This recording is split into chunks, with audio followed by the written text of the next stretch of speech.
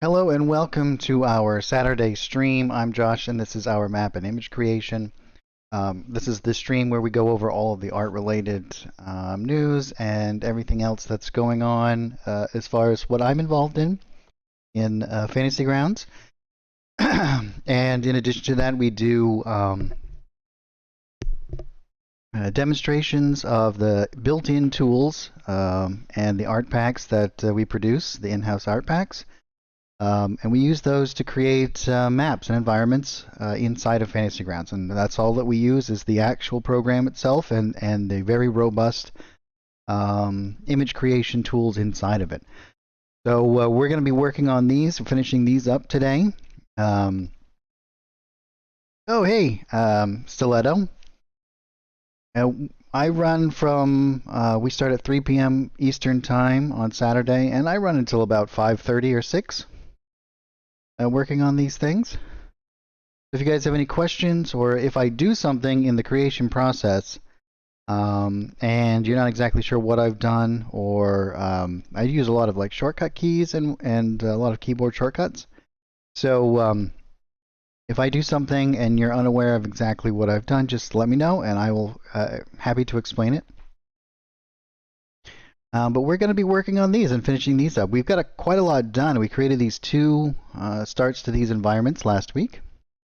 We did this nice kind of space scene. We created a lot of this stuff from just textures themselves, and we used a lot of fill elements.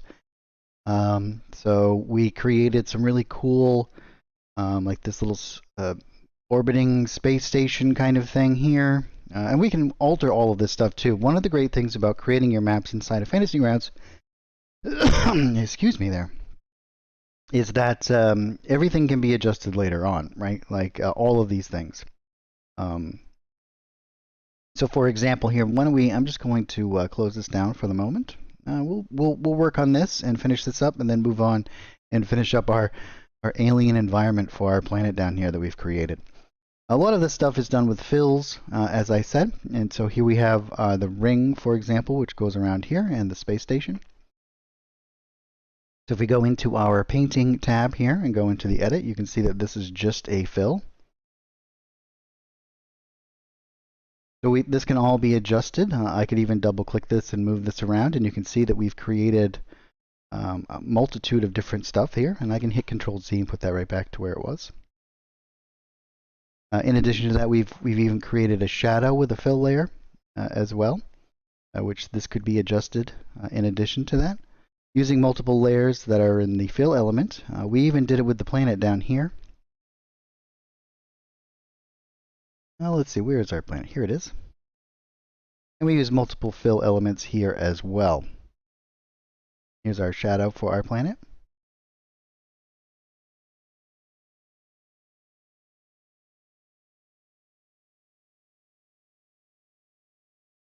This is the fill element for this rather interesting kind of like nebula gas.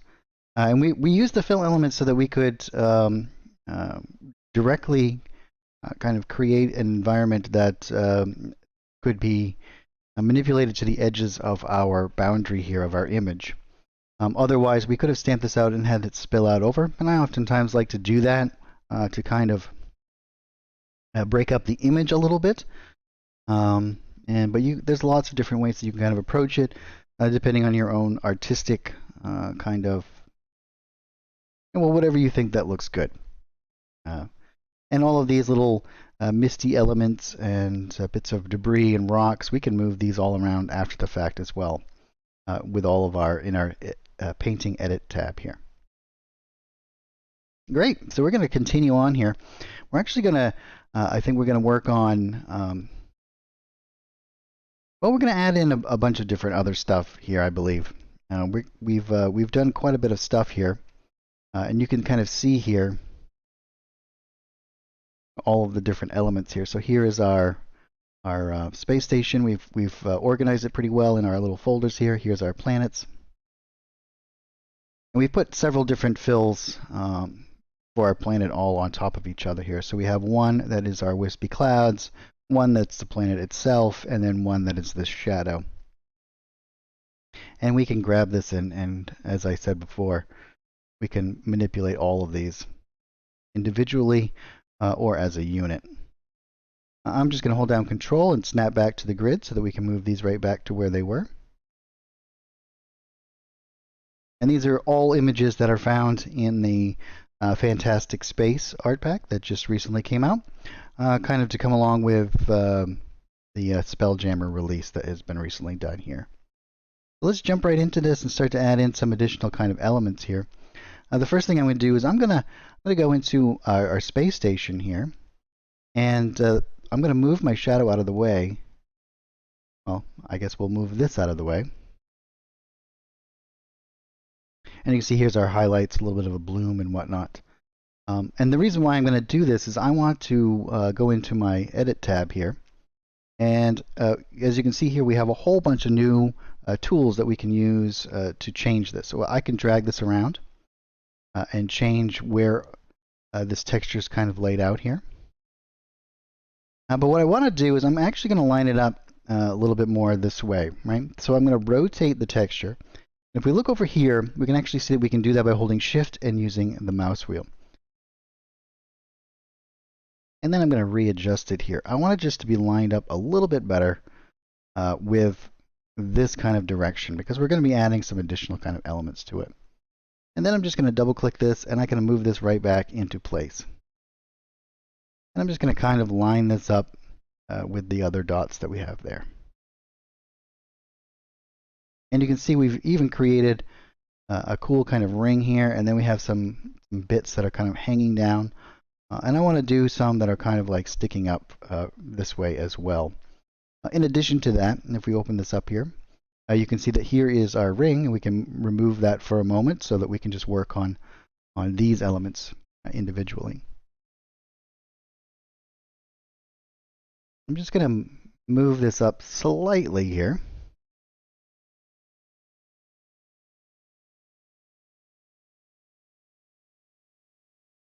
Let's just double click this so we can grab all of it at the same time. And we'll just move it right up into there so that we don't have that little bit of an edge that's kind of going out there. And now what I can do is I'm going to create a new painting layer, and I'm going to drop this right in between. I want the shadow to still affect the elements that I'm going to be placing here, but I want to be able to interact kind of in between, and I don't want to necessarily paint directly onto the layer here, because I want to be able to further kind of manipulate it. Now there's a couple of different ways that we could go about doing this. We have this curved surface here, and we want to kind of maintain that feeling, right? Now our shadow does a good job at helping us think that this is some sort of curved surface.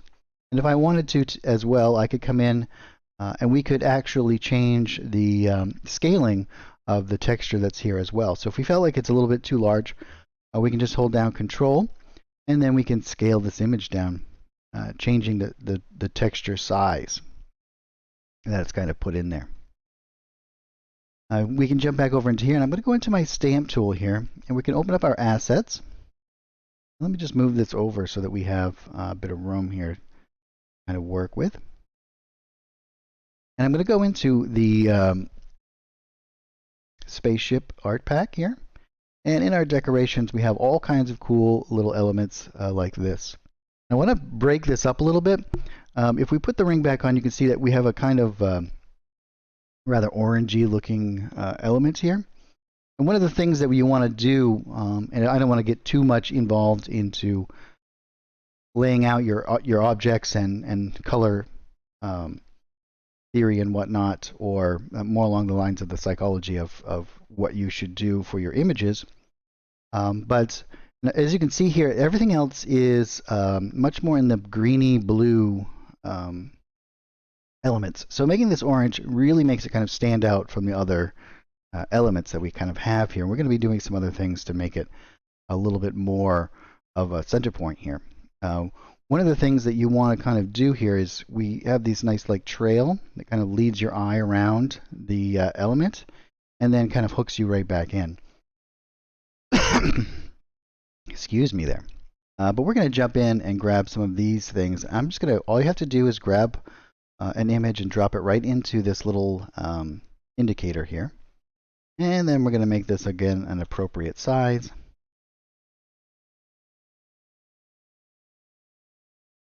And I think what we'll actually do is let's turn off our aspect lock ratio. And I'm going to make this a little bit more narrow, I think. Let's go like, yeah, something like this.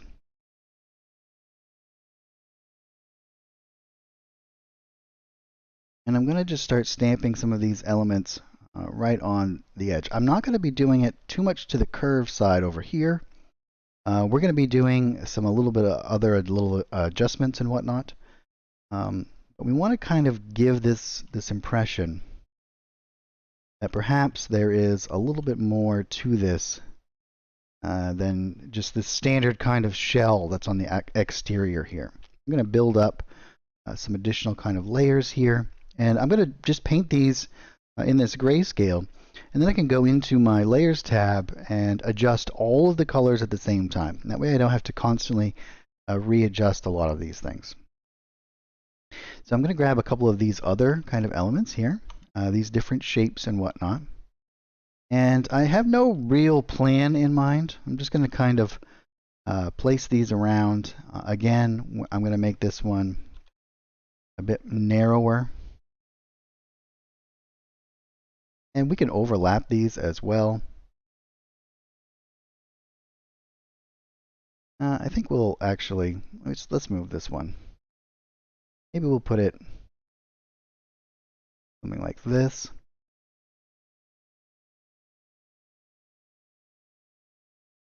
And we'll kind of line that up.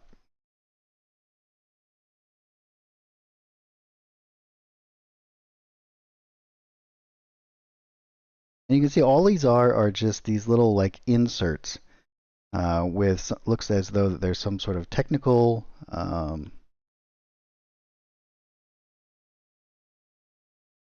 do something like this.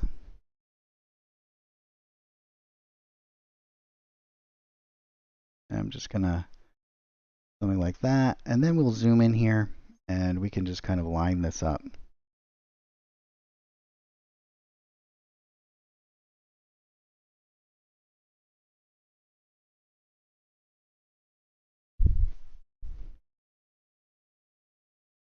And what we're doing in this moment is we're trying to create something that seems a little bit more believable, right? Like there's obviously we're doing a lot of elements here that are I'm going to do some things that are kind of like poking out and break up the edge of this a little bit. So I'm going to create another painting layer as well. We're going to drop this underneath our main structure here. So I can do these little bits that are kind of like poking out.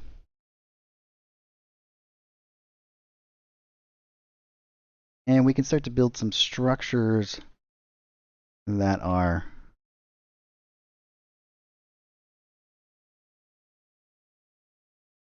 in addition. So we can kind of go above and below. And let's name our layers here. And we're just going to call this one sphere. We have our shadow, and then we have what is above and what is below it.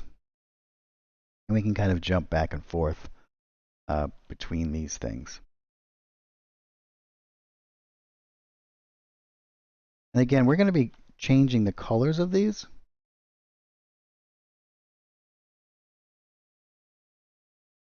Isn't that interesting? Oh, right, because of the way that we did it. We should actually take our ring and we could add in another element. Well, let's just move this rather than make it difficult on ourselves. There's nothing that's holding us to a specific kind of positioning here.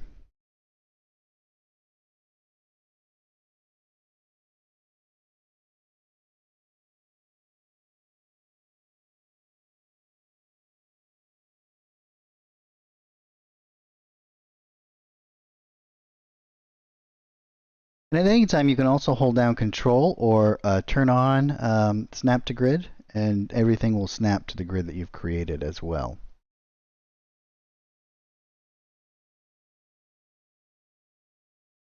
Yeah, I think I'm going to use some of these tanks.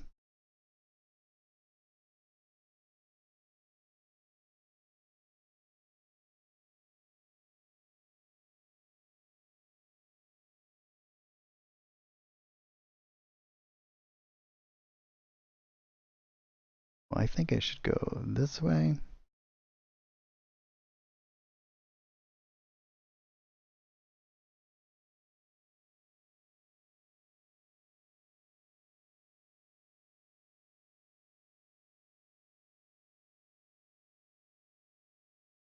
Move them over to something like this.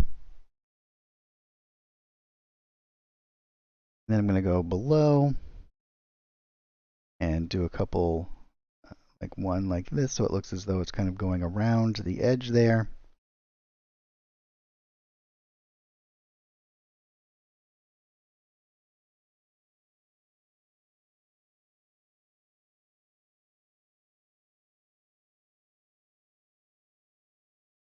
And then I think what we'll do is grab something that we can kind of place over it. Maybe something along these lines.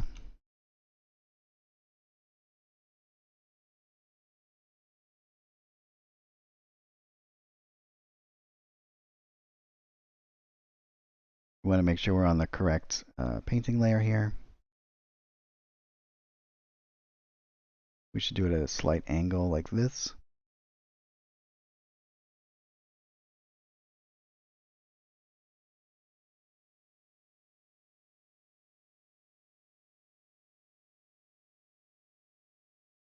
And we'll be adding in some additional kind of shadow content with a adjust colors layer. So we can kind of do some little cast shadows and whatnot from these little elements. We can also add in some additional kind of shadows from this stuff, as it should be having a bit more shadow that's kind of in there. Let's adjust our colors now and kind of get into the mood of what we want to create here. I think we're going to go with something and bring it in line with some of the other elements around. I will make it maybe something like this. And I'm just going to grab this hexadecimal code. And that way I can come into here and just hit Control V. And you can see we were going to match up everything that we've kind of put behind there as well. We might even want to go into our ring here. And on this layer, let's change this and we'll do that to be that as well. And you can see that's going to really add a little bit of contrast in there for us and make that stuff stand right out. Now, as I said, we have a couple of different ways that we can kind of approach this. We can create an effects layer and do some of our cast shadows in there, or we can paint them in as well. And I think I'm actually going to paint them in for a little bit more control, because I can kind of build up some particular areas pretty easily here. I'm going to grab this guy. So if you guys are unfamiliar, you are able to drag and drop images down into your toolbar at the bottom here, and then you can have access to them at any time. Oftentimes, if I'm going to be creating a bunch of different maps, what I'll do is I will jump and grab images that I'm going to be using more often, and I'll just put them into my hotkey bars down at the bottom here for easy access. So what I'm going to do is I'm going to hit R, G, and B, and I'm going to use my mouse wheel to bring this down to light black, and then I'm going to hit A, and I'm going to make this rather transparent, less opaque. So in our Space Station folder here, I want to be able to access all the different kind of elements. So I'm going to do this actually on the layers that is associated with these particular images themselves. And if it spills out a little bit around it, I think that's going to be okay. We don't have to worry about that too much.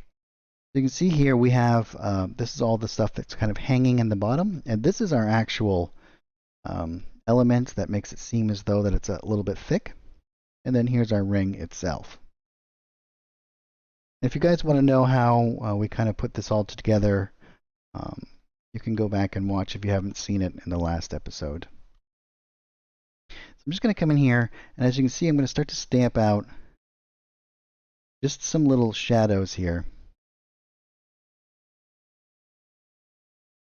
And these ones that are all in shadow, make my little shadow a little bit bigger, kind of do some broad.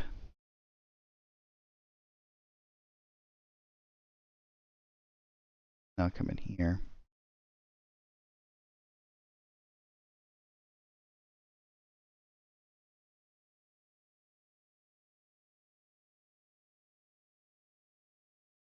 We can darken up some of these bottom areas quite a lot here. And as I said, if it spills out in the surrounding area, I think that's going to be okay with this particular image. And you can see how well that's going to start to make this feel a little bit more like an actual object. It's these little subtleties that your eye kind of picks up on, and is what mainly is how you're going to associate all of the different shapes and help to distinguish between what is where and make things a little bit more believable, as you can see here. And so again, I'm going to go into the same, this is in we want to keep this all in the same kind of vein here, so we're going to close down our ring here for the moment, and we'll go into this painting area, and I'm just going to do some off of this stuff. Going to make this feel as though, and I can elongate this. Let's make this a little bit longer like that, so I can just do some quick little shadows underneath these guys.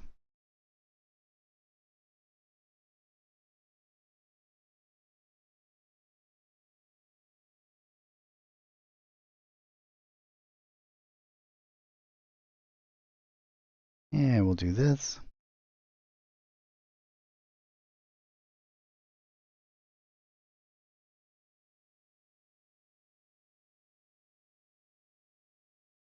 And I'll even do a little bit additional stuff for these areas. Make them feel a little bit more indented, like it has more impact on the surface of.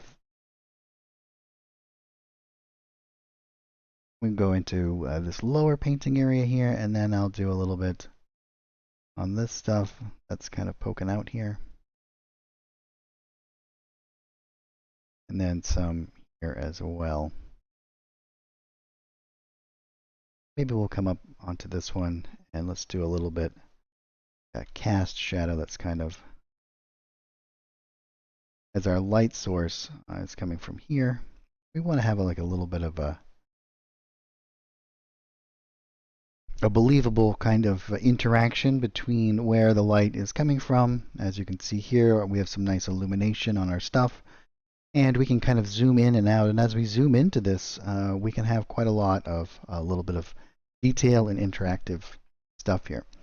So one of the things that you want to pay attention to, right? So what we did is we used a planet that was much smaller, and you can see that this degrades quite a lot in the image quality as we zoom in here, which isn't that big of a deal. But it is something that should be aware of. See, these ones that are the size that they should be hold up much better. But because we want to be able to zoom into this and maybe even use this, our background also degrades a little bit. So what I'm actually going to do is I'm going to add in an additional element to the background using the exact same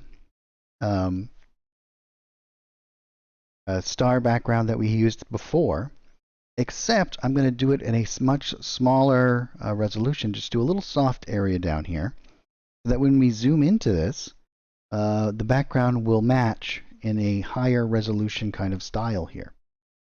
So all we have to do is, I'm going to go into, we can just do it as an ellipse here. We want to make sure our stroke is off.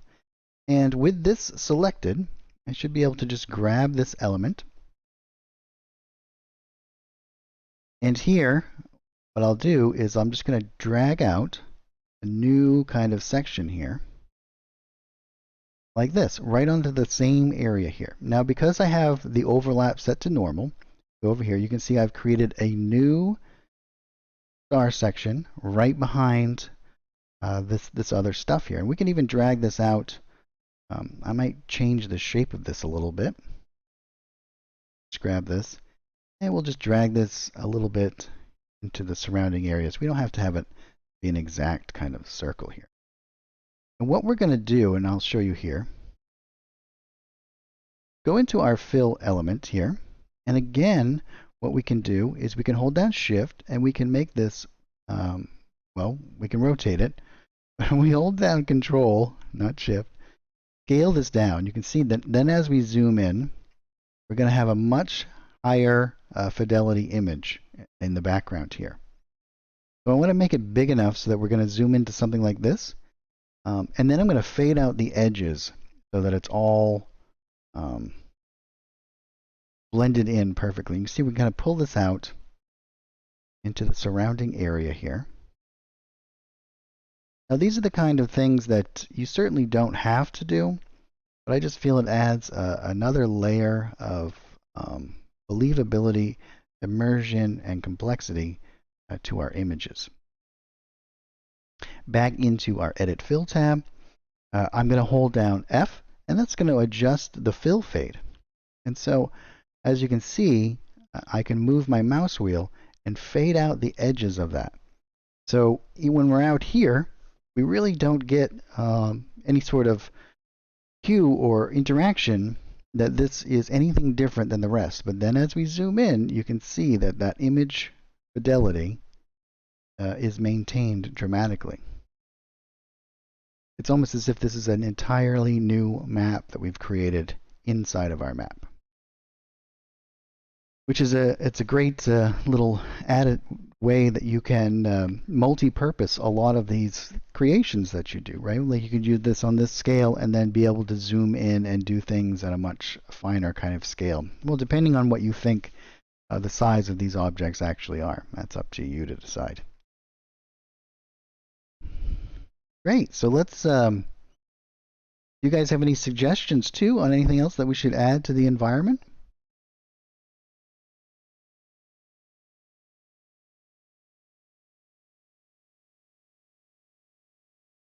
So what I'm going to do, one last thing to kind of help separate some of these things around is in this dark little area down here, I'm going to do a little bit of some of this bluey kind of stuff, just kind of fading out again here in the background.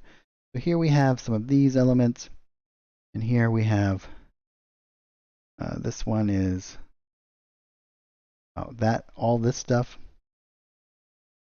I think we'll do it in this layer. And again, we can come right over here, grab this, and we should be able to pick up one of these images here and be able to add that. Let me just see here, like these, oh, this is a fill element. We want to get into where this stuff is. Yeah, we're going to make sure that you have the correct layer, and then you should be able to grab any sort of image that you want here. See if we can do it. We've used previously. But it seems to not be having an easy time with it. Should be able to grab this, but let's just see.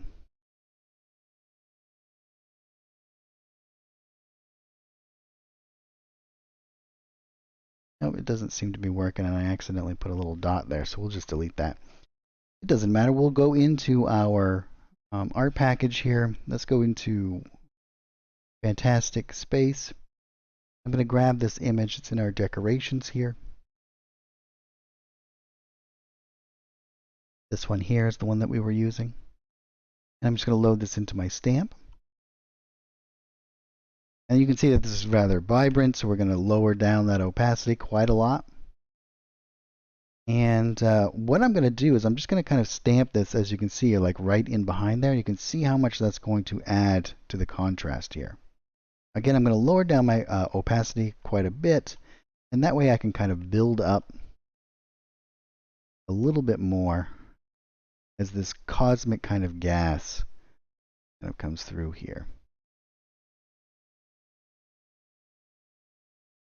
And that's going to really make that stand out quite a lot, as you can see here, even when we zoom way out.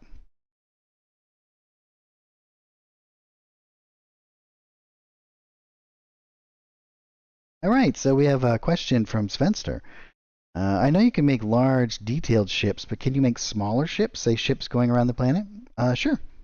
Yeah, there's no. You can say one of the great things about Fantasy Grounds, for example, and let me just kind of preface this is that Fantasy Grounds has no discrepancy about the size of the image, right? We can kind of almost zoom in infinitely as we zoom in here, as you can see. Um, so in reality, depending on what you want to do and how much you want to kind of create and do these things, you can really zoom in and do as much as you want to, depending on the fidelity of the image. So let's go up into these backgrounds, and in the background section here, we have a whole list of maps. So let's say, for example, we wanted to take one of these maps. So I'm going to grab this one. I'm going to make it into a stamp tool. And you can see that this is about the same size as what we have created here. The same background. It's similar in shape and all of these things. But I'm going to make this a 1 by 1 square. And then I'm going to hold down Control and stamp this right next to it so you can kind of see. And now look, we can zoom into this. And let me just move this out of the way. And so you can see that there is no change in the quality of the image, even though it's now set into 1 square, the size of this. So we could shrink anything down as much as we want to and build whatever we wish. So we could use even the same art packages or even a large ship, like we created the. So scaling is a kind of rather ambiguous term inside of Fantasy Grounds image creation. So, for example, if we were to use one of these, like the ship that we had made a couple of weeks ago, this one,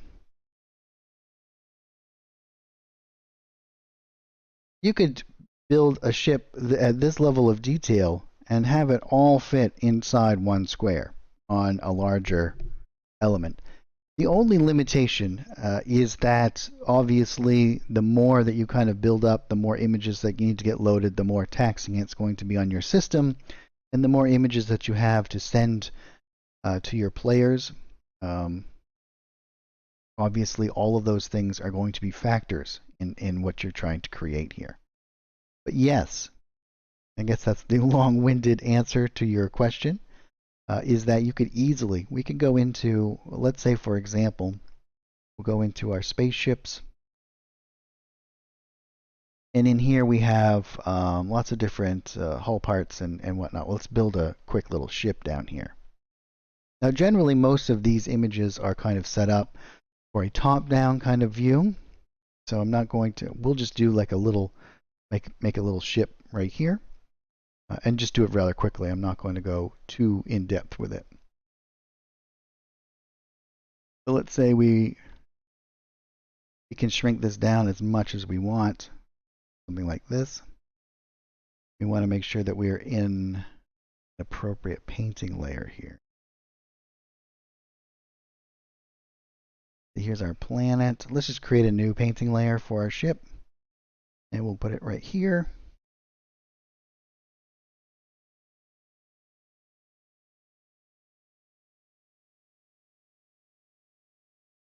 And then we'll grab some additional kind of stuff here. We'll use this as the front of it. And let's just grab something like this.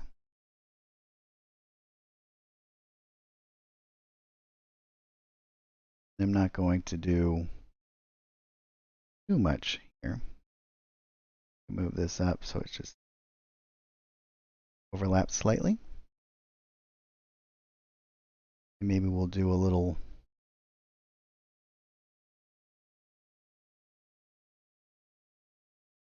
added element on top here.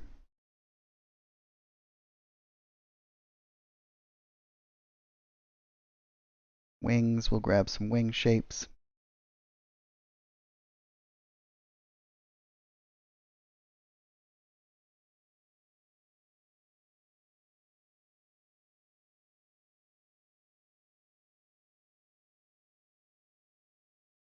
And then maybe we'll make like a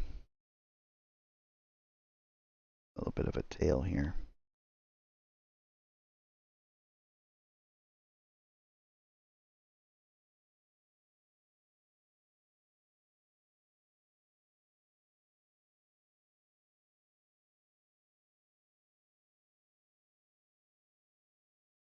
And as you can see here, we have a nice little ship flying around. We could even make this, as small as we wanted to.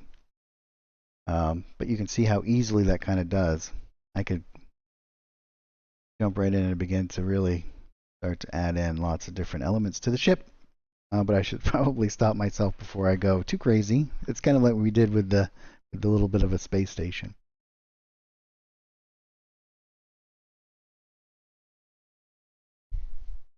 Question: how would you vary the map if it was sci-fi as opposed to space fantasy?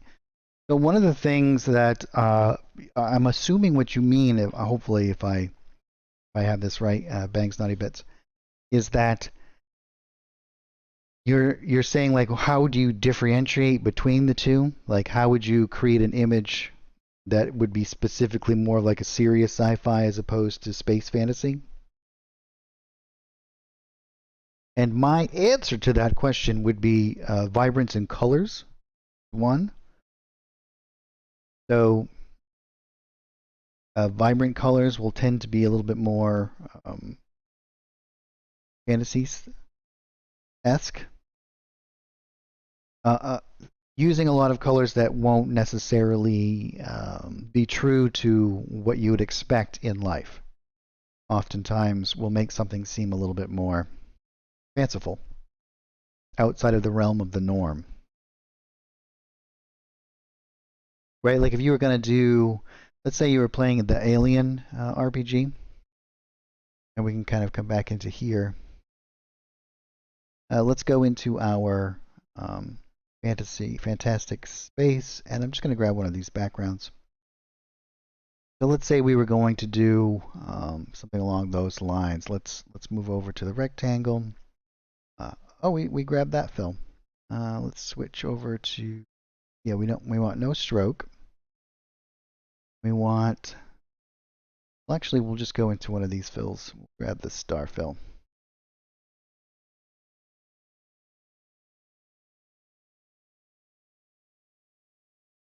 So we might want to do something that is, we want to go over here. I'll make this a bit bigger. Very bleak, right? So here we have, we might want to increase the contrast of this a little bit to make it seem a little bit more serious. So what I would do is I would jump over into my effects layers, and we could use something like time of day. And you can see how much contrast this kind of does. All of a sudden, it creates a much more serious kind of feel because the lights are much lighter, the darks are much darker, and the colors are a little bit more desaturated. Right? So even in a blank kind of field like this, it makes it feel as though the space is a little bit more empty. Hopefully hopefully that's the question that you were asking. But yeah, I oftentimes will use the time of day to unify my colors and to kind of bring out a lot of what I was kind of creating there.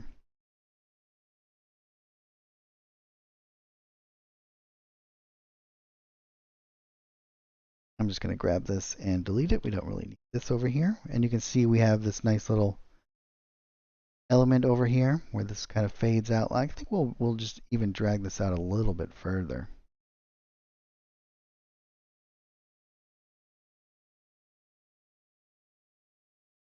Oh, good. I'm glad. We'll expand this over to here.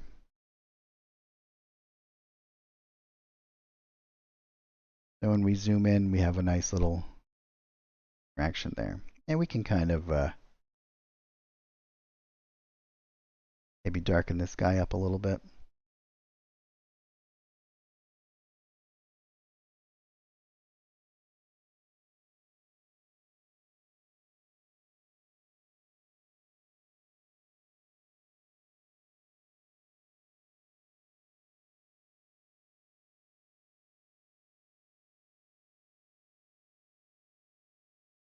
And we could go in and add in all kinds of details. So I think we'll go into our time of day here. And we can adjust the amount, as you can see, from nothing, which seems much more fanciful, to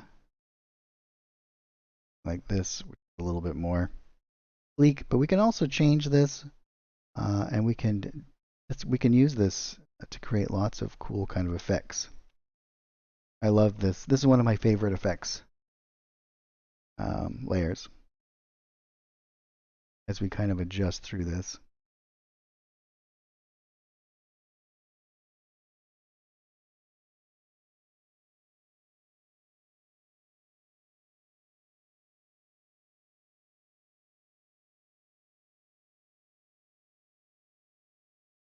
Other things that we can do, let's change this. There's so much interesting and fun stuff that we can kind of do.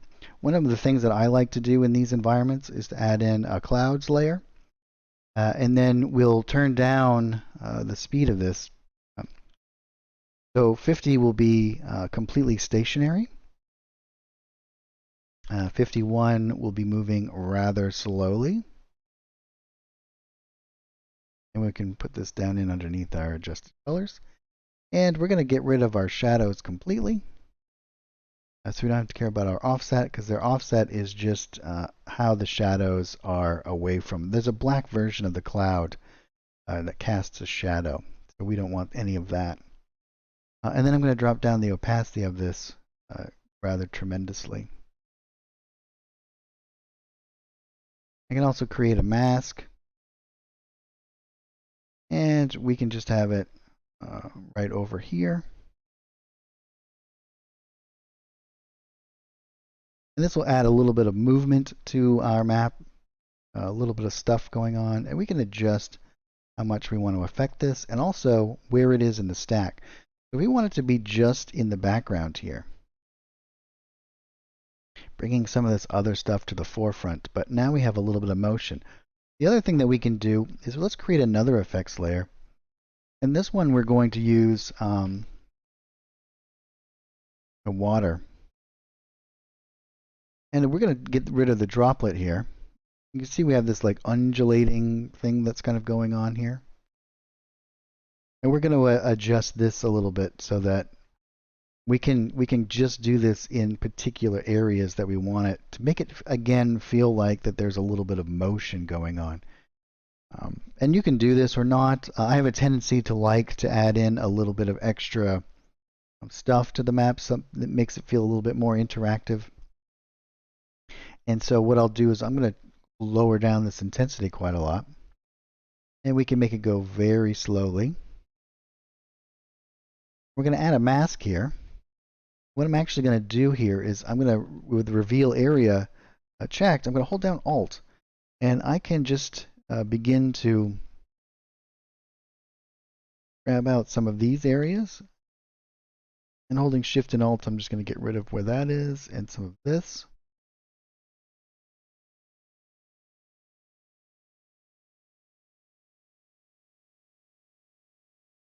Maybe some here and here. As you can see, when we zoom in here, if we there's just a very kind of subtle wobble that's kind of going on there. We can blur out the edge of that mask. If we increase the intensity here, you can see that this little bit of an undulation in these clouds. Now, putting that together with this very slow moving mist in the background, as you can see, it's just kind of creeping along here. You might even want to increase the speed here, something like 52. You can see it's just moving ever so subtly.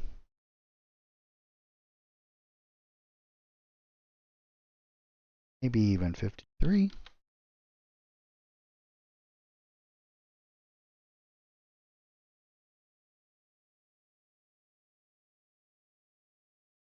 You can see that there's a little bit too much on the sun here, so I'm going to go back into this water layer, and I'm going to hold down Shift and Alt, and I'm just going to remove the sun from that. We don't want the sun to feel as though that it's wobbly.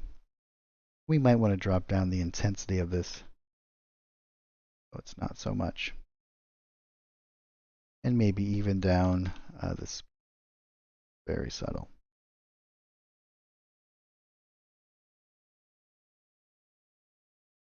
Very cool. Anything else do you think we should add to this map, or should we call it a completed masterpiece?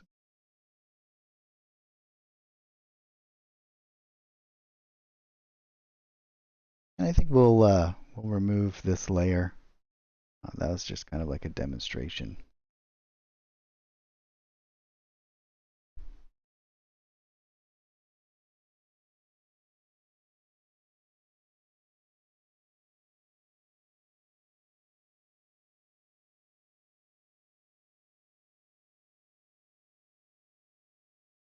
Great. I think that we'll call it on this one, and we'll move on to our alien environment and finish that up before we take a break, and then we'll move on to something new. Should be very exciting.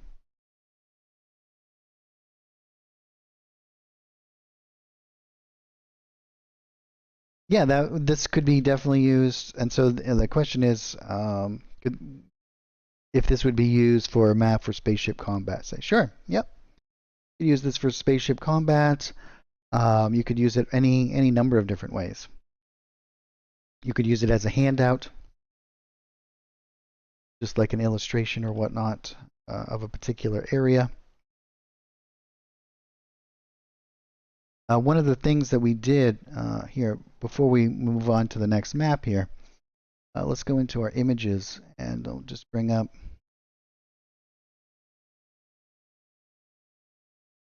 this Spelljammer ship that we created a couple of weeks ago. And what we did here, to kind of further exemplify that, we did this in layers. So here we have our Spelljammer ship with a background. You can see we've done similar kind of stuff back here. So we're going to remove the top here. We can see inside of these areas. Here's our seat. I don't remember what it's called to run the ship itself. But what we did cool is we actually created a map. We made like a map table. And so we can come into our painting tab here and go into our edit fill. And if we select this, we can actually move this around, scale it, do all kinds of cool stuff with it. So as your players began to travel around to different areas, you could actually have an interactive kind of map. They can, and you could do this with any map. You could do like in a strictly like fantasy kind of setting as well. But it's a cool little addition to these kinds of environments that make them a little bit more interactive, I think. Let's go into our new image here. I think I have it down here. And here we're creating an environment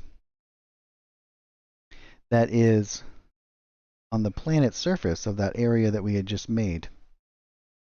So we're making this a rather alien kind of environment. You can see that we've already started with lots of cool shapes and whatnot. We have our basic rock shapes, and we've done a lot of the stuff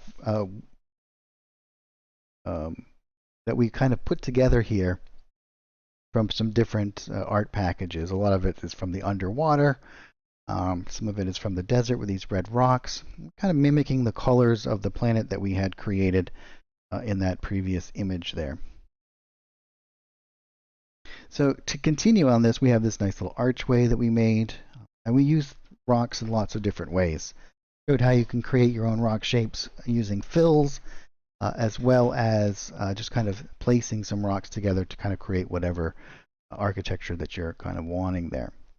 Now the next thing, we also created some nice textures for our ground. We'll add in some additional kind of elements here. Finish this up. Oh, excuse me. But I have a sip of water. 1 second. All right, so the first thing that we're going to do is I'm going to start to add in some other color elements. I feel as though that one of the things that makes alien environments seem alien is not only the fact that rather odd life and plant shapes and other things along those lines, but colors that you don't normally see in the environment that we have here. So I think we're going to go back into the underwater art pack. I'm going to use some of the more rock-centric stuff, and we're going to build some stuff up around these rocks and kind of create some stuff that's growing up over them and spread out a little bit into the surrounding area as well. We have a couple of different layers of rocks here. We have this top layer, and then we have this bottom layer. Below that, we have this neat little kind of overlay that adds an additional kind of element of mystery to the environment. So let's go into the underwater art package, and I'll show you how some of these images are set up, and they're kind of specifically made to go up and around things. I did the same thing with the mushrooms, that you can kind of in the ground art package, so that you can kind of make things look like they're growing up the sides of walls or sticking out off of something or growing up over something. Kind of use them in ways that make the environment seem a little bit more layered and believable. And so here we're going to use something like this, right? So you can see that these start to turn here, and they go all around. We're going to find something similar to that. I think we'll use these. We have the straight down one, which will be the ones that we're going to use on the top. But the way that we need to think about this as something moves up over a surface is we have to do the ones that are farthest away first. So let's say let's do a smaller rock first, and I'll just kind of demonstrate this. We're going to start to add in some additional elements here.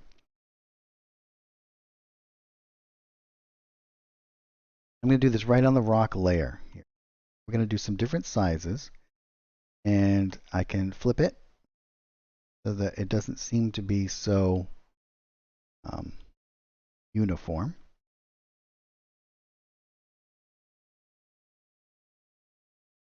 Do some rather smaller ones. We'll do that as well. And let's flip it.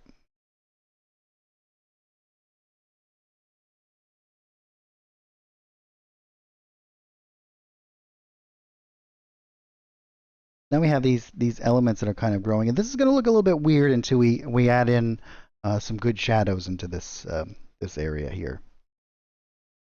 And then we're going to go to the next one, which is slightly more towards us.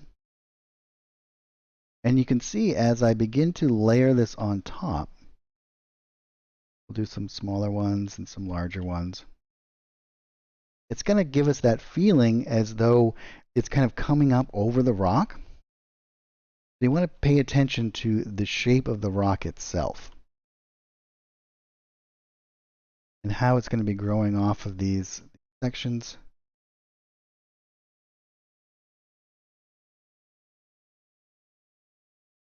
We can even turn off our aspect lock ratio. But we want to do the other one, I think. And further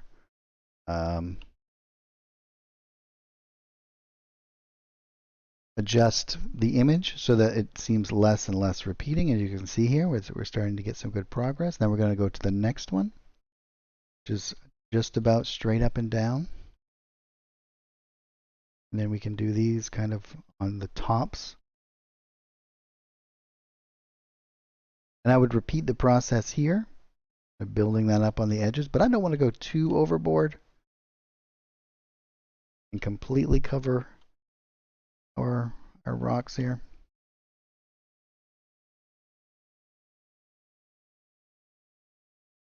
And now what I'm actually going to do is I'm going to stamp in some images here. I'm going to grab this guy, some shadows I mean, and I'm going to RG and B and use my mouse wheel. Then I'm going to lower down that opacity. I'm going to add a little bit more blue back into the image.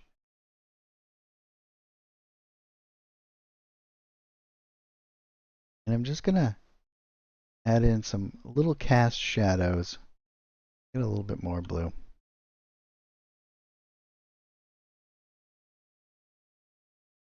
In these areas where it should be cast in shadow here a little bit.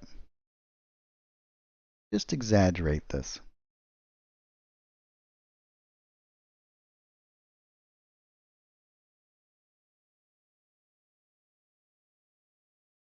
Stamp that right across here.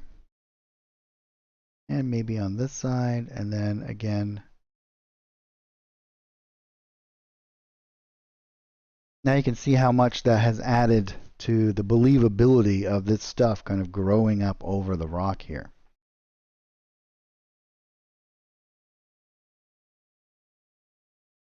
Now we could actually do it with several different types of stuff as we're doing here, but I'm going to keep things kind of consistent. We don't want to get too crazy.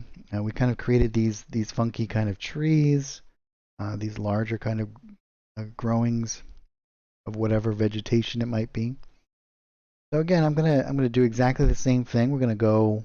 Maybe we'll only do like these two rocks. Let's do this one and that one. But before I switch out, I'm gonna do a little bit extra shadows on some of these as well. And some on the underneath of these trees. This will help the feeling that these things are off of the ground a little bit. We can kind of have it out a little bit on this side. And a little bit cast onto this rock here. We'll lower down that opacity a bit.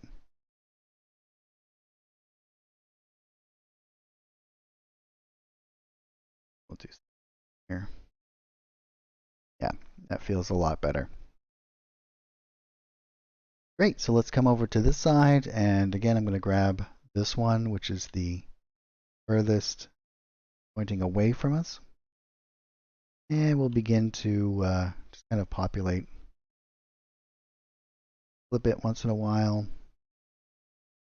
And we'll do some like that here as well.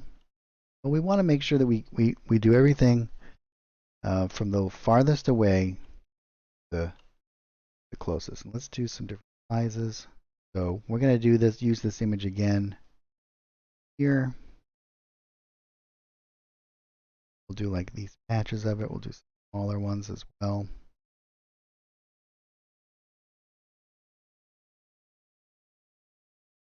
And then we can, on this side,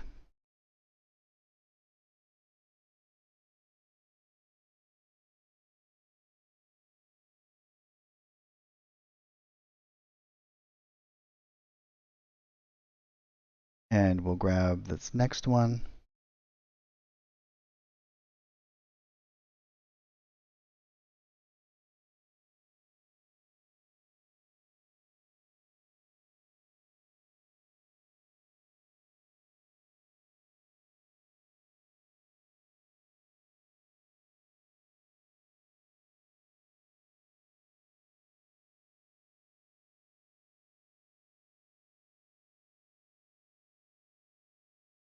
Building up these environments is, I find it very relaxing. Next, I'm going to go back to this one, and where I want this to feel as though that this is higher up here, maybe sticks out again, we can create a couple of layers.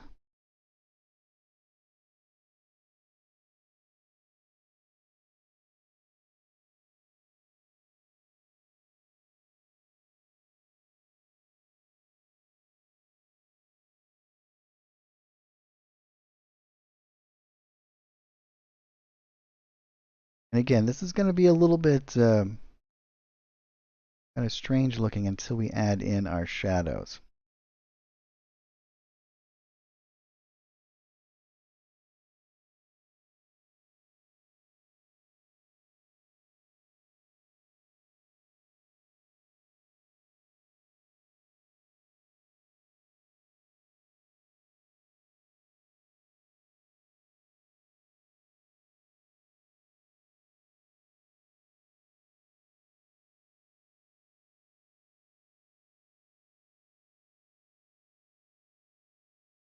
Are you guys having lots of fun games going on currently? What kind of maps have you been making?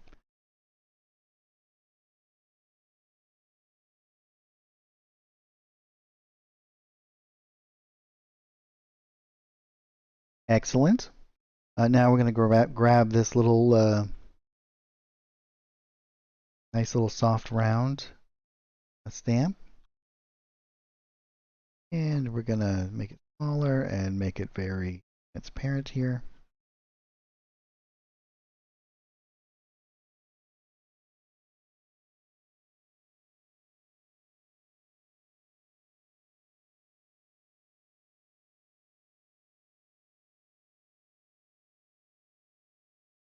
And we'll stamp out a couple of shadows here.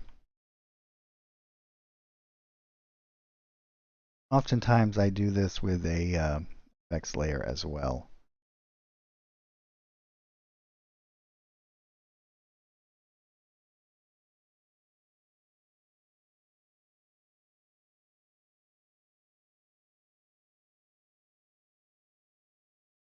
And some individual little shadows in here to help separate some of these masses.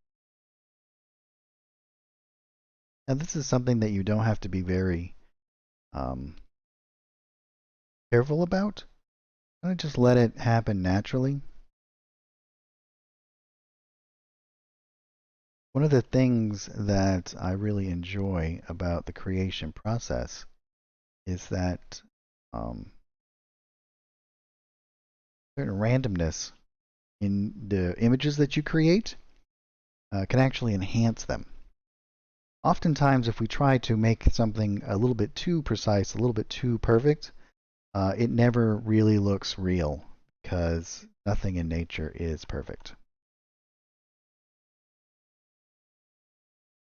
It's perfect in its imperfection. That makes sense. A tree, for example, will never grow precisely um,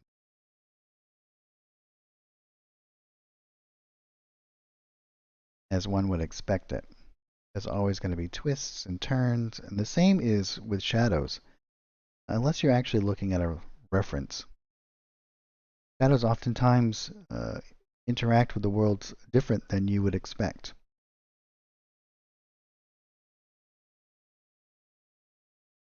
Very cool.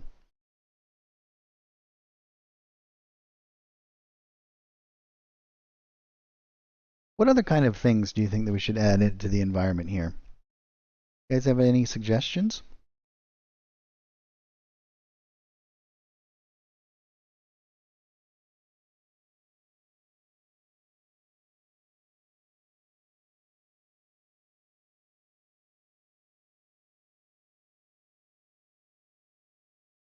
I think what we'll do is let's go down into what is this?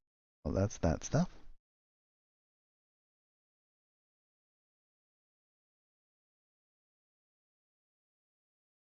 I'm going to go below that. Let's make a new painting layer and let's drop this down here.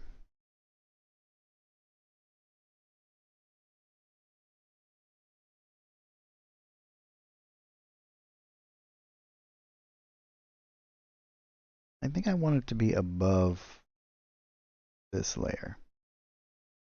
Let's move it up here.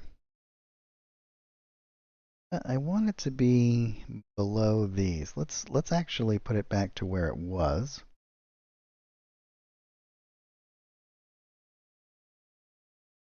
And let's move this one down in underneath it, I think. Yeah, like that. Perfect. I'm going to scatter some of these around here. And if you guys haven't seen this trick before, what I'm going to do is a bunch of these around.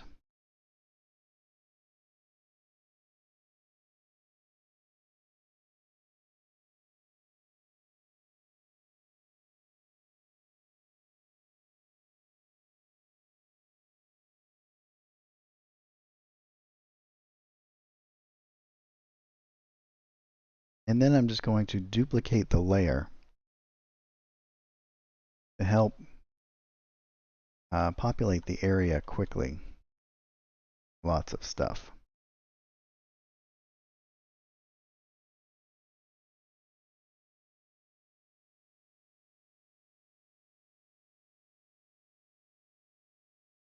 We have a fair amount here, and so what I'll do is I'll just duplicate that.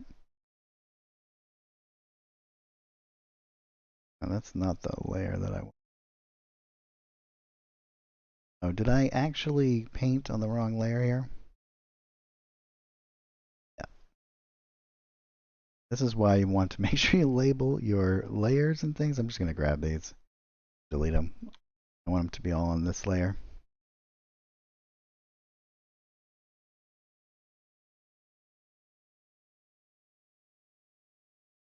Actually, you know what I can do? I can actually, yes, let's duplicate this layer. And then I'm going to delete this. There. Then we'll put this down here. Create a folder. So it should be these and this.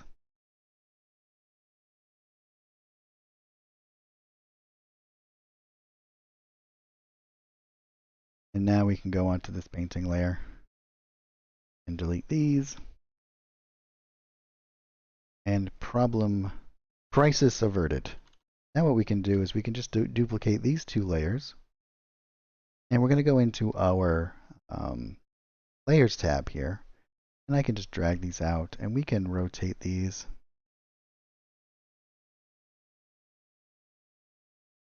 I'm going to start to scatter these around here a little bit. And then I can grab all of these and duplicate them.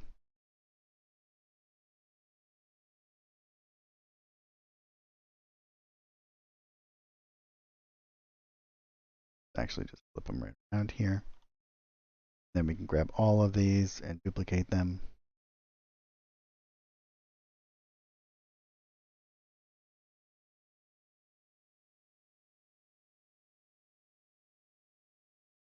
And we can even squash them together a little bit.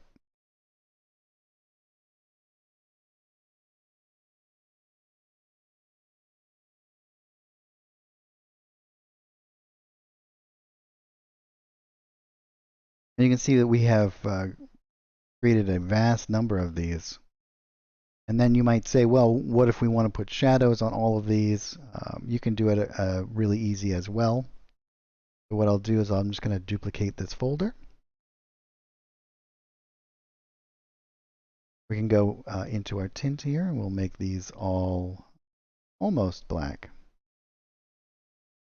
And we'll lower down our opacity here quite a lot.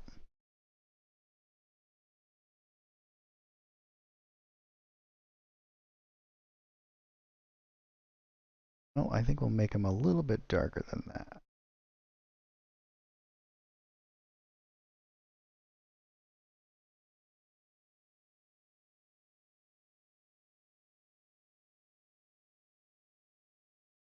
Maybe some of that.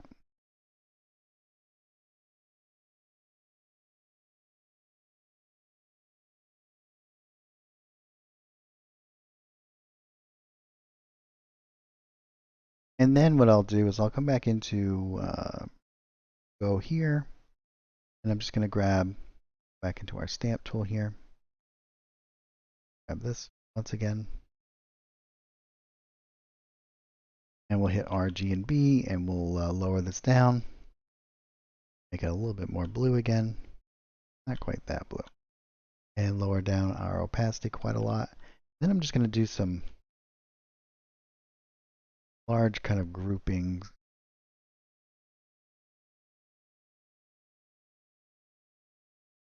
Just to create some little variations here.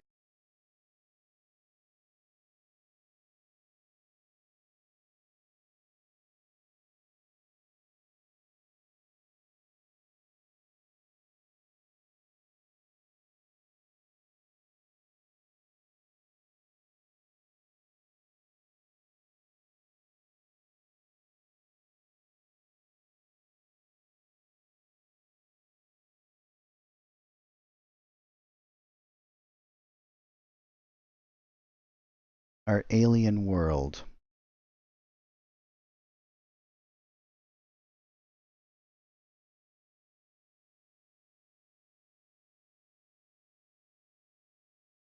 Very cool. The one thing that I think I'm going to add in addition to this before we take a little break here is I'm going to add in a little bit of specular highlights. I want to make some of these spots on the rocks a little bit shinier, like there's a little bit more of light coming off of them to make them kind of stand out a little bit more. We can do that a bunch of different ways, but I'm going to use the same exact brush that I have here, except I'm going to move it all the way to the white again, except I will, let's give it a little bit of yellowness to it. Make it rather small in some of these areas here.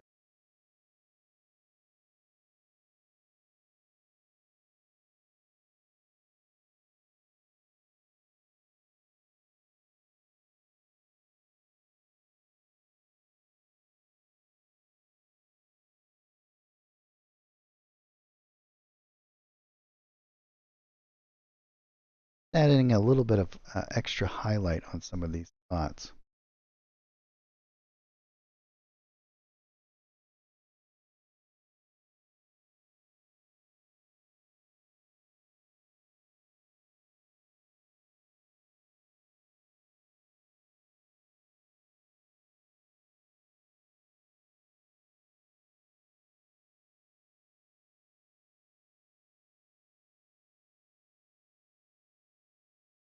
That's a little bit, spread these out a little bit.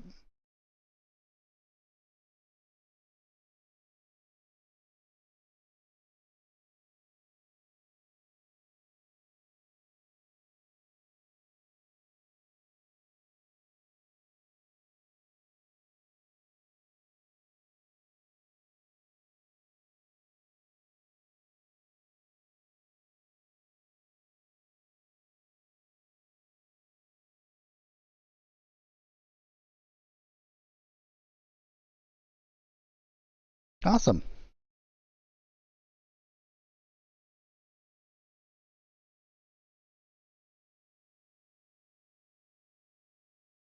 Now again, we can do lots of different stuff here.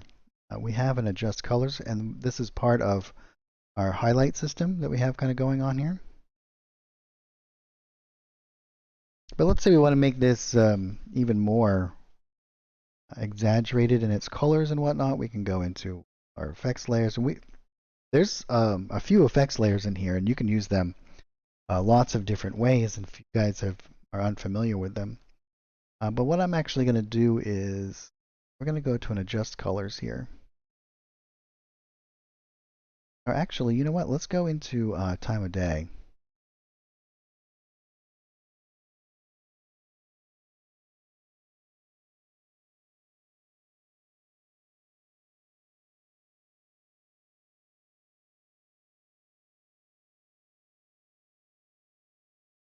You can see, going to add in a little bit more contrast to our image here.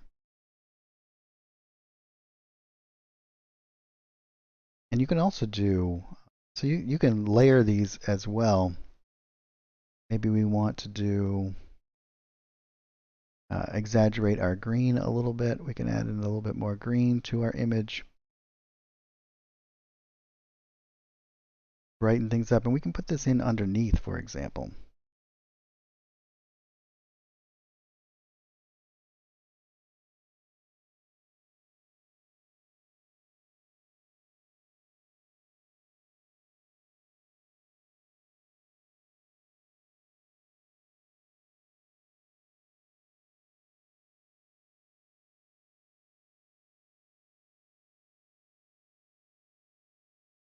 Oh, you know what we should add is maybe some like water elements. What do you guys think?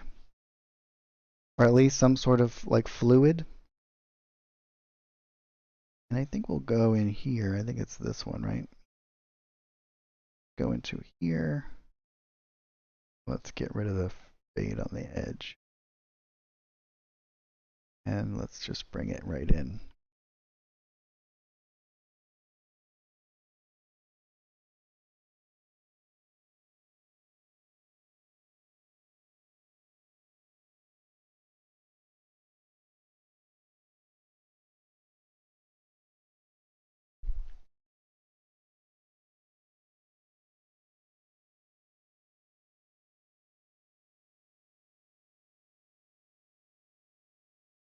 Let's get rid of this one. Let's go in here and just do a little bit more of just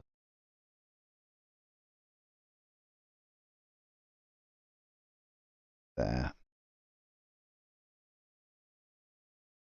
Nice. Yeah, I think we'll add in a little bit of a water element, maybe over onto the side here. Not water though. We'll make it like some sort of funky color or something, and maybe create some nice additional kind of interactive stuff here. Because I believe that in our image over here, if we go into our images, I think it's called like planet and space station here. And this is the kind of the planet that we're thinking of, right? Like a nice little, we're using similar colors. And so all of this like yellow and greens and whatnot are kind of where we're getting our inspiration from. This red rocks and stuff.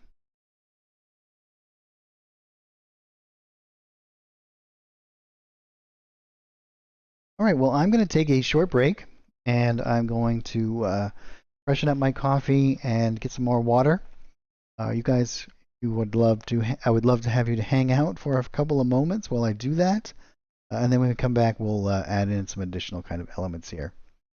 So just hang out, everybody, and I will be right back.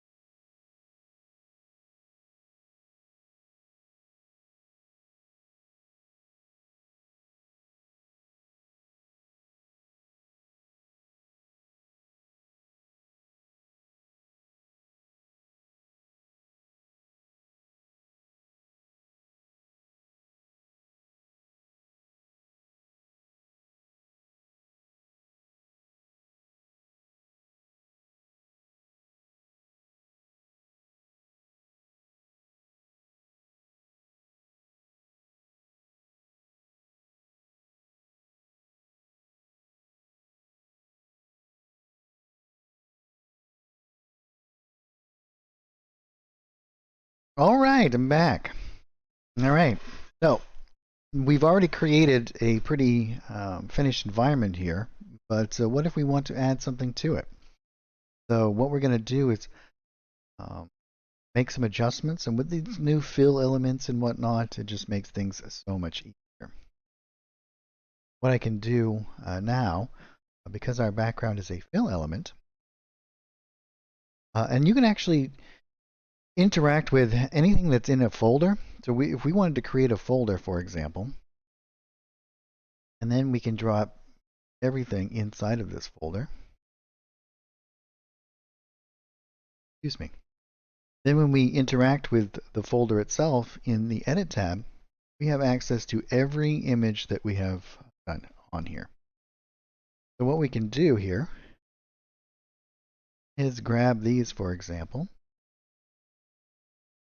I'm going to hold down Control, and I'm just going to drag this right out.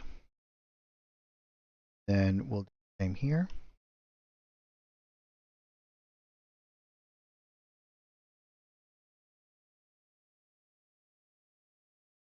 And we don't need to leave these all in a folder if we don't want to, but we certainly can. But that is an easy way for you to kind of interact with everything all at once. And if we wanted to, we could even come into some of these areas and move them, change where they are. But I think what we'll do is we'll just create like a little bit of an edge here. And this will be, we'll have a little bit of this kind of fade out in underneath. And we might adjust this depending on what we want to do here. But we'll have those options to us. So what I'm actually going to do is I'm going to go into our coastal map pack. And in here we have a nice kind of water background here. We can use this as a fill element as well. I'm going to do this right on the background layer here. I'm going to go in here. I want to turn off my stroke. And well, I don't want to put that there. I want to go to my fill element. Put this right here. And what I'm going to do is I'm just going to drag out water here. Maybe just something like that. Again, I'm going to come into this area and grab these, and I think we'll bring this up. Well, actually, you know what we're going to do? Trick here. I'm going to do a couple layers of this. I think we'll move this back.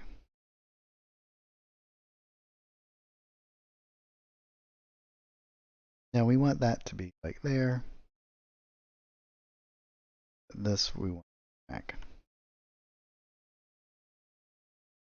We'll do it there. Maybe. We'll have to adjust that.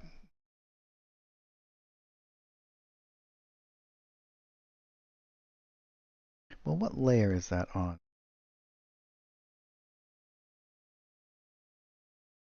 Maybe what we'll do is we can have this one there, but let's create a new painting layer. Let's put that right above that. And what I'm going to do is I'm going to create another fill element, overlap it here, make sure that we drag it all the way down.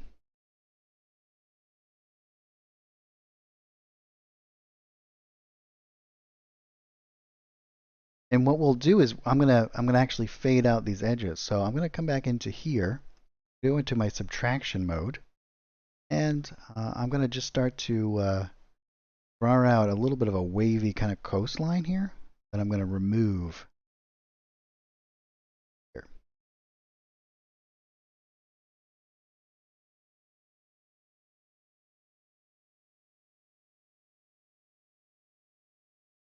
And then what I'm actually gonna do is fade this out. So we can go into here and we can fade this right out. I'm gonna have to extend it a little. We'll just fade it slightly here like this. And we'll also double click it and we're going to simplify it so that it's not so complex. And then we can grab these and drag them out. Those edges. We have some color adjustments that we need to do. So all we have to do is to go into this tab, color adjust. Oh, actually, you know what? Let's just go right into the fill element. We can do color adjustments right here. See, we can kind of move this around a little bit. And then we have to remove some of that blue. Match that right up. Other one here.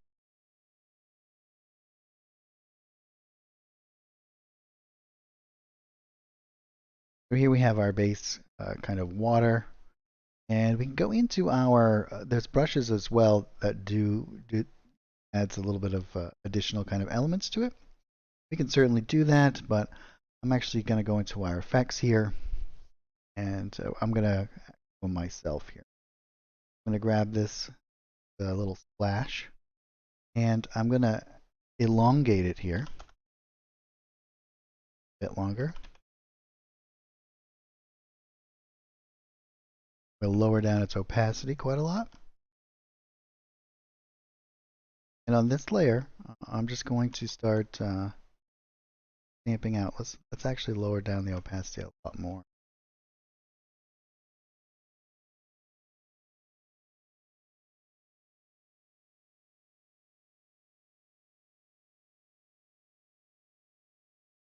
You can kind of see how you can actually turn Fantasy Grounds into almost like a painting.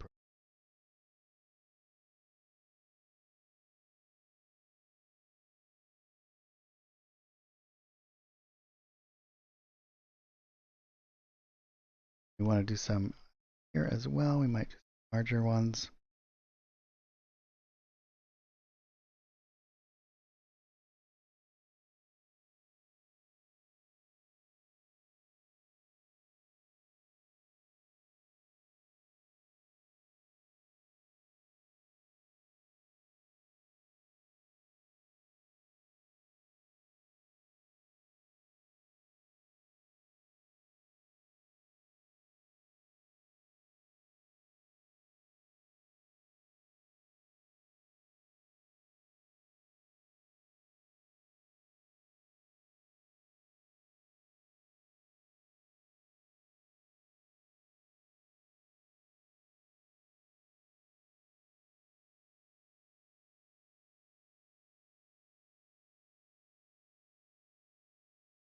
And I'll actually even take this same exact brush here. What I'm going to do now is I'm going to grab my tint, and I'm going to grab the eyedropper. I grab some of these darker kind of colors. This. Okay. And lower down my opacity once again.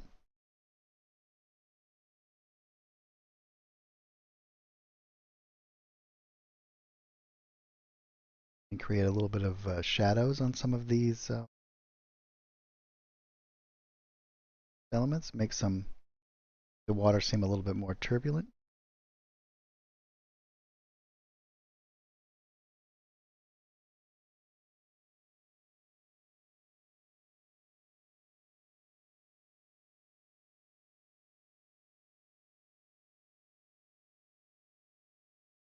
Like some.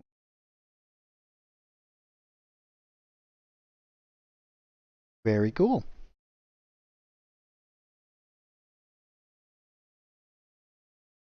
Let's add a new effects layer.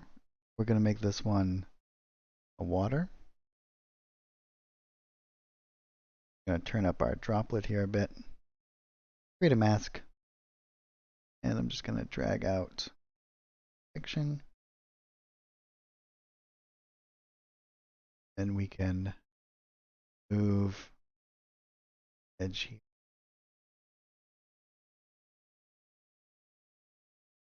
And let's drop down the intensity.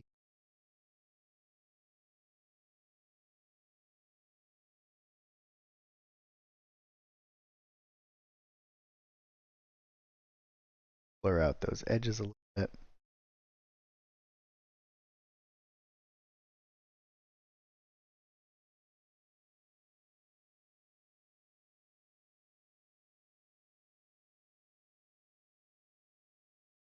Get a little bit of motion in our water here.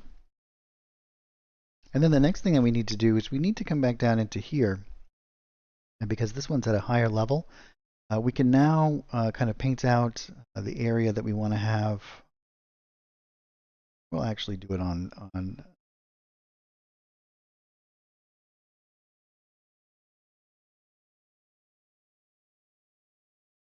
I'm going to do a little bit of like a dirt. We want to make sure one of the things that happens with as the water comes in and out, right? Like nothing can kind of substantiate itself there any great amount. So oftentimes it's just going to be like sandy or rocky areas.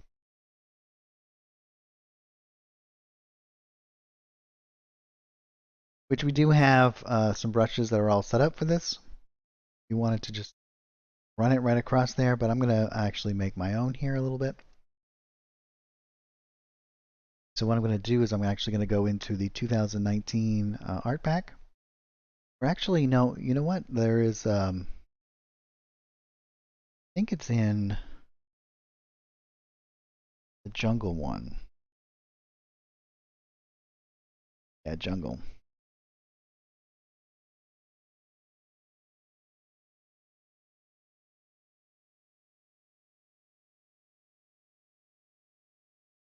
Right here.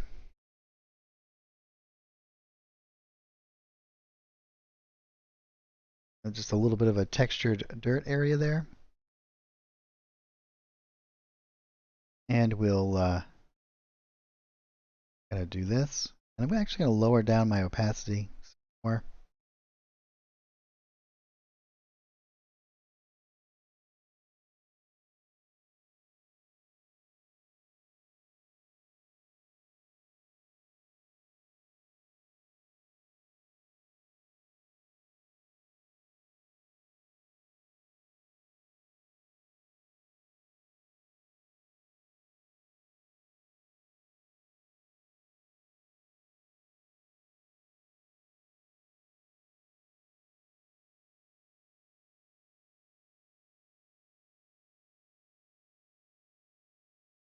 And we also want to do a little bit of variation. And one of the reasons why we have this separated from the back here, now we can go into our layer here. And I can actually hold down A and I can lower down the opacity of this.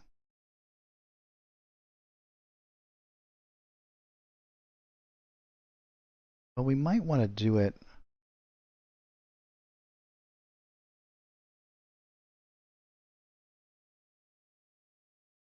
actually let's do it on this level so that all of this stuff kind of comes out too. So here we can just kind of lower the opacity of it.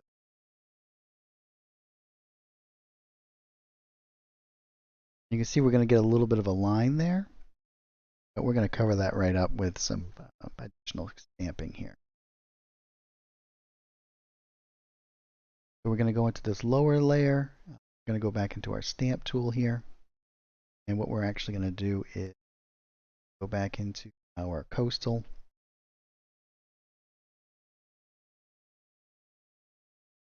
Grab this guy again.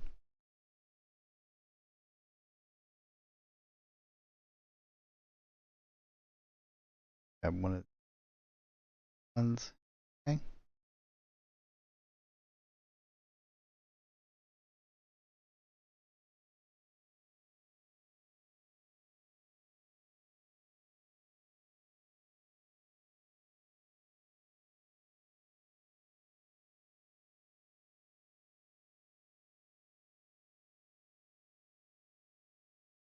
Well, that's not quite working the way I anticipated. Let's get rid of these ones.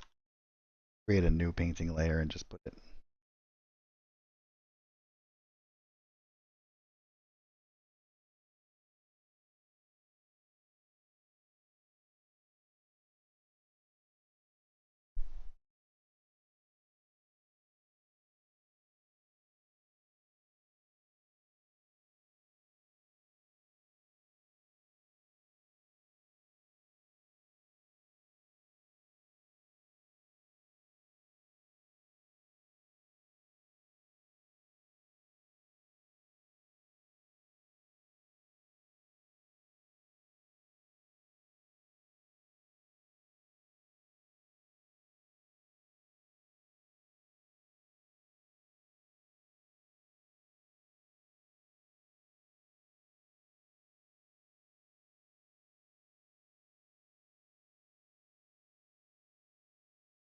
Seems to have a strange interaction.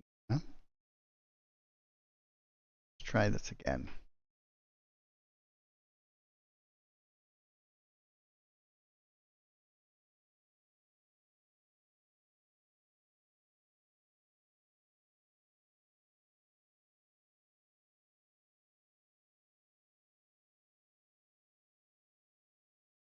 Well, I guess all I have to do really might be overcomplicating this.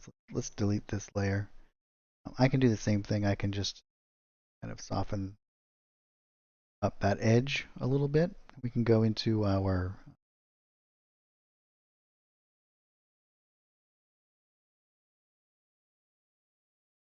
Just tab here, and I'll just add in a little readjust where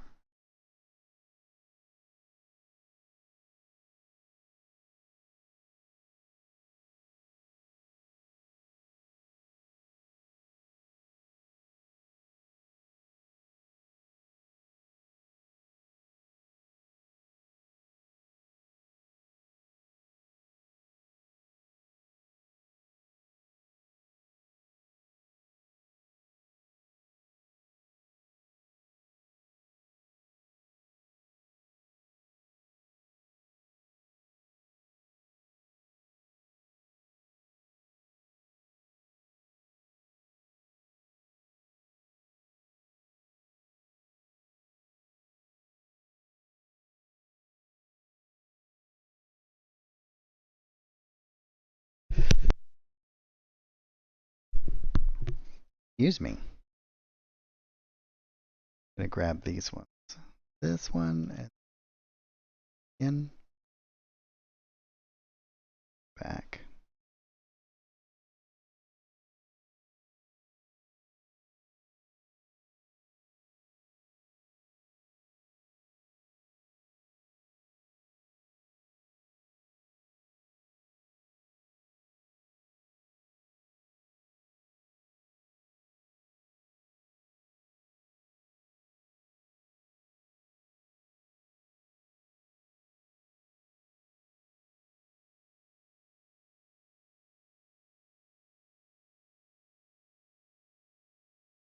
You could actually probably do that in stages.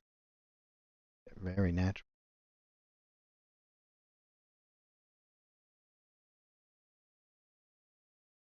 Now we can go onto this painting layer. We can add in lots of cool little stuff too, right? Let's go back to our underwater art package.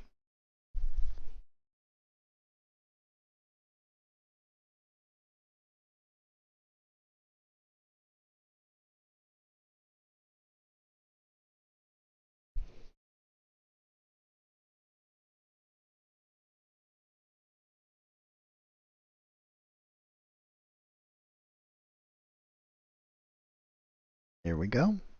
And I'm going to go into the decorations and I'm just going to type in the word shell.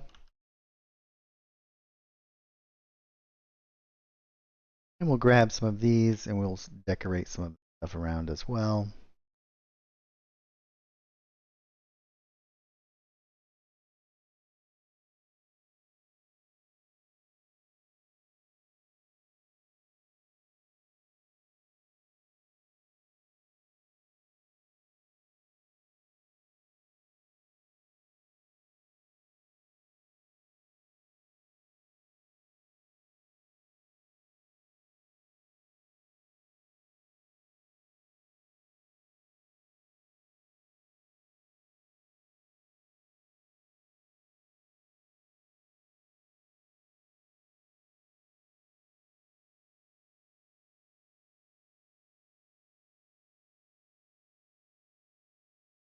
We could probably do some rocks and things too, right?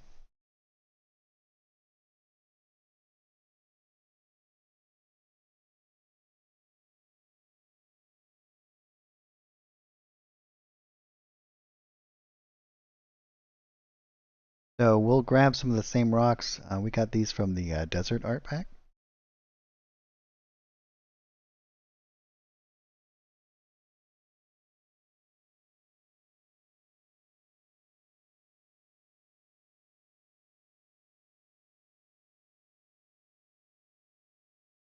We'll do individual rocks.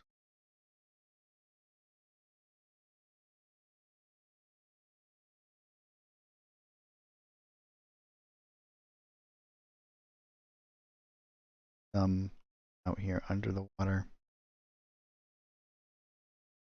Then we'll have some of that like poking up out as well.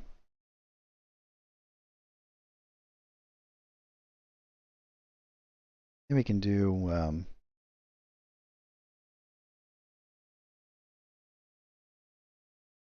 some like in and out here.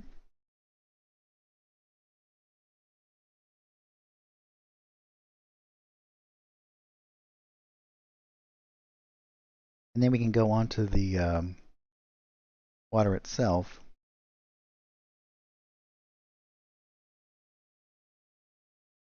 Well, we want to do it above that, right?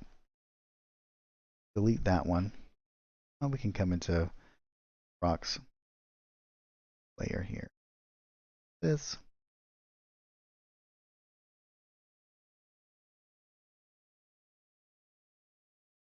Different one here. It's repetitive. Grab this one.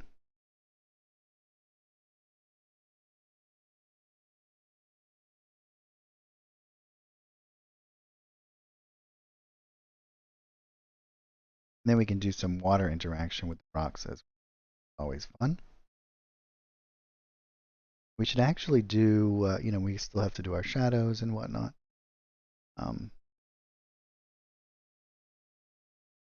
Let's go back into the coastal map pack. We're going to grab that little splash in our effects.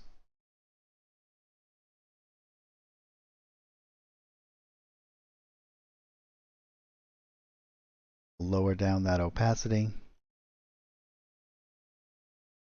of this kind of stuff.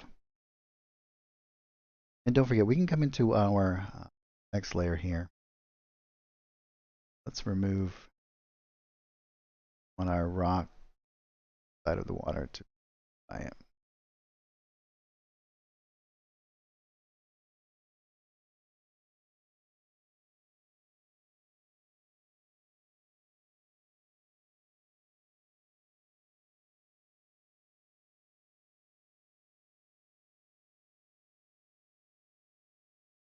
Going to move some of these in a little bit.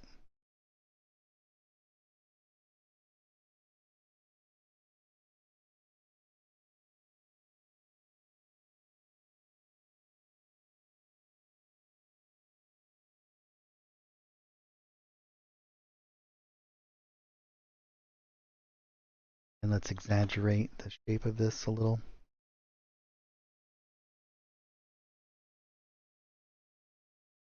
Same over here.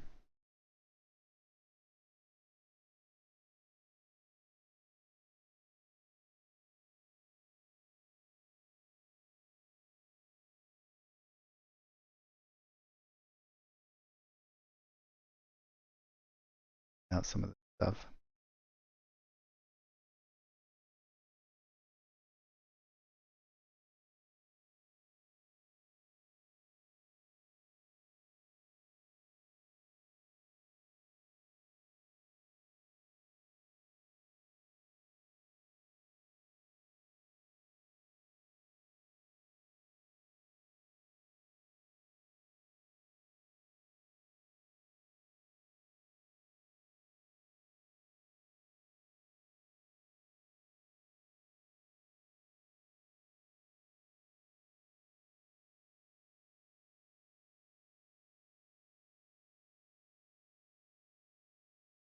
Yeah, very cool.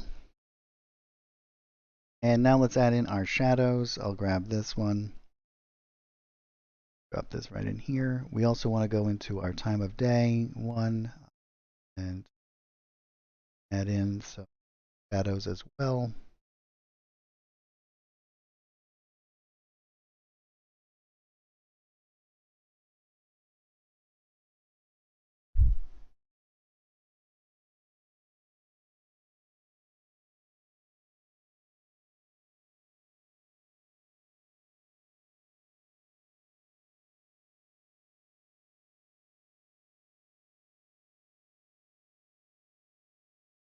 Might want to do it.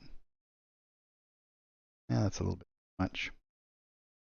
We'll do a much subtler one kind of coming in.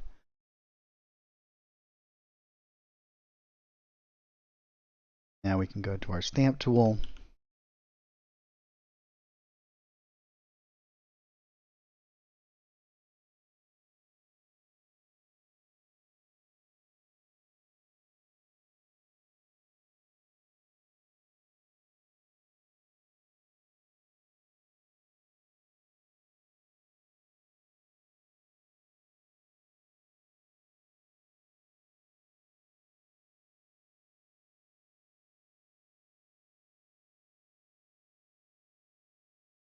And I'm actually going to use this.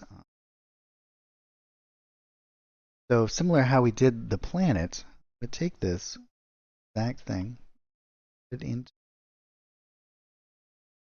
go to a rectangle fill element. And this is what I'm going to use to kind of do this big gradient on the side here. So again, I'm going to go up top layer here. And with this select to make sure that I have no stroke. And I want to make sure that I'm in a new position here. And I'm just going to drag out, it looks like it to be a bunch of circles. Add in a second. And we can go over to our just here. And I'm going to hold down Control, and I'm going to scale this up rather large.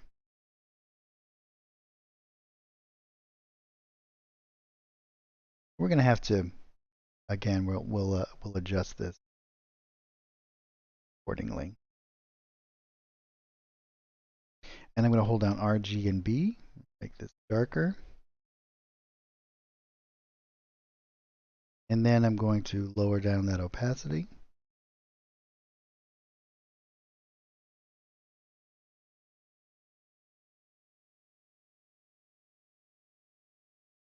I think we're just drag it. We can back into our edit here. Create a cool gradient that's kind of going across here. Might want to make it smaller. And that way it kind of adheres to our edge.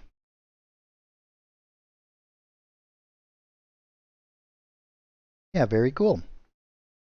What do you guys think?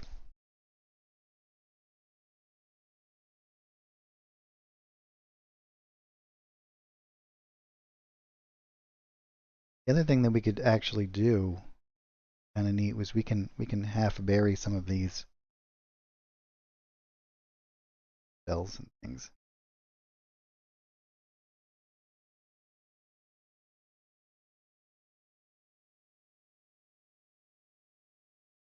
If we wanted.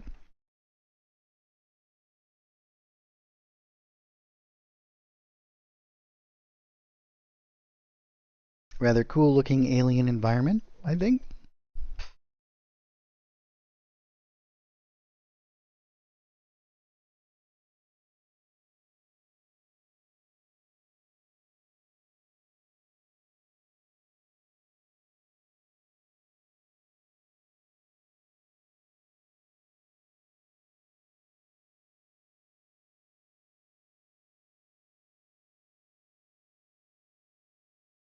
Bring it up to like there.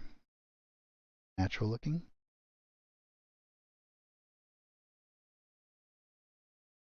Yeah, very cool. Is there anything else you guys think that we should add on to there?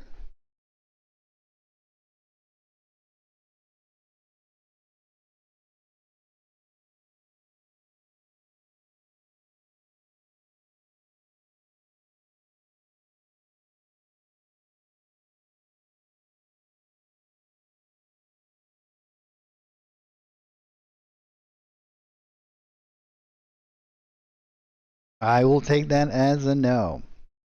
I think that we'll call this one complete now. Let's open up our planet one and have a look at them.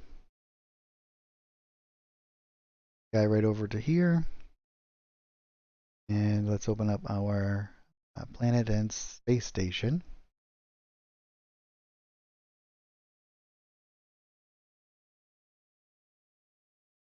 And we can lock that so that we don't have too much space with that.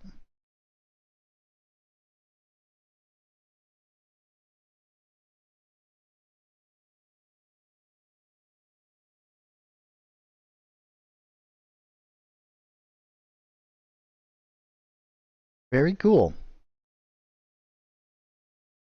So here we have our space environment.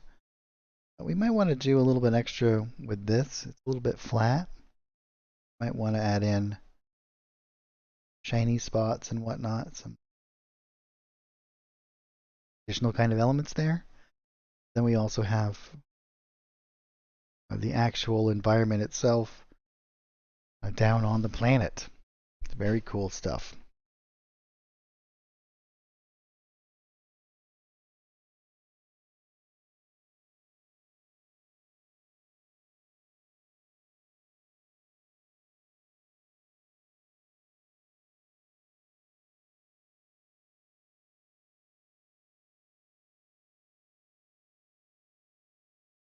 All right, guys. Well, we finished these two up. I think they look pretty good, and I'll get them all prepped to get up onto the forge. But I think we'll call it here for today, unless anyone has any questions or if there's anything else that I can help you guys with. This will be your last call, so go ahead and speak up. I'm feeling a little bit under the weather, so I think that we'll end it here for today. But we've got these two completed. I think they look great.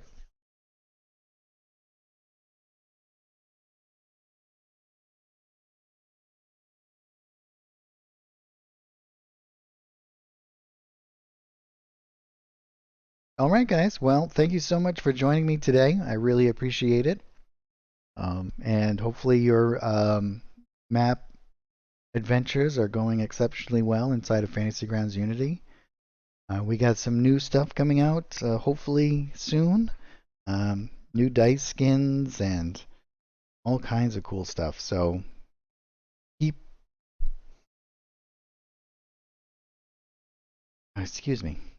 keep an eye out for all of these new updates that are coming along, and I'll try to keep you guys informed on my Saturday stream. And we'll see you all next time. Take care, everyone.